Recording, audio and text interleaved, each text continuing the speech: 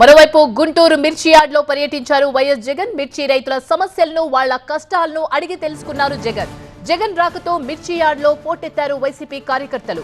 ఏపీలో రైతులు బతికే పరిస్థితి లేదని ఆవేదన వ్యక్తం చేశారు జగన్. ఏ పంటకు గిట్టుబాటు ధర దక్కడం లేదని ఆరోపించారాయన. సీఎం చంద్రబాబుపై తీవ్ర స్థాయిలో మండిపడ్డారు వైఎస్ జగన్. విపక్ష నేతకు కనీస భద్రత కూడా కల్పించరా అంటూ నిప్పులు చెరిగారు జగన్. మీరు విపక్షంలో ఉండగా ఇలాగే చేసుంటే తిరిగి వెళ్లేవాలా అంటూ ప్రశ్నించారు. ఇప్పటికైనా మిర్చి యార్డుకు వచ్చి రైతుల కష్టాలను చంద్రబాబు తెలుసుకోవాలన్నారు జగన్. లేదంటే త్వరలో రైతుల తరపున ఉద్యమిస్తామన్నారు ఆయన.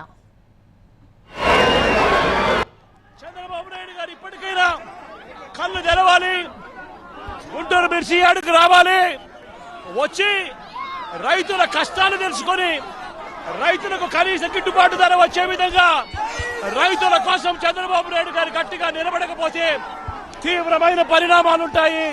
రాబోయే రోజుల్లో రైతుల తరపున చంద్రబాబు నాయుడు గారిని హెచ్చరిస్తా ఉన్నాం.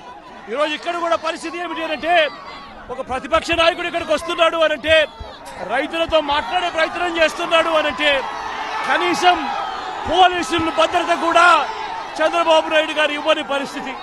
నేను ఇదే చంద్రబాబు నాయుడు గారికి చెప్తా ఉన్నా, ఎల్లకాలం ఈ ప్రభుత్వం ఉండదు.